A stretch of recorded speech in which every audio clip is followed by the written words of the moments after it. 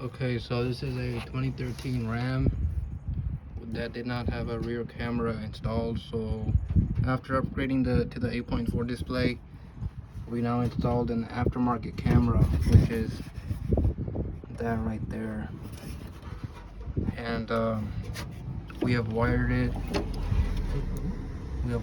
down into the through the body, and we're gonna run it all the way down to the front. And this is what it looks like.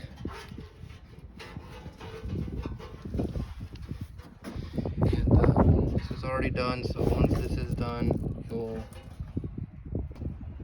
Okay, so we have installed the wires already, and as you can see, we ran them down. You can run them down your way, but I just chose to run it down, and there's a clip right here. That clip right there, you just pop it out, and you can run the camera wires through here all the way down, and then through the dash, and then up into the radio. And you just plug this in. This is aftermarket camera. This is not the original camera, but this is aftermarket. You just plug this in, and then all we had to do was install these two pins right here into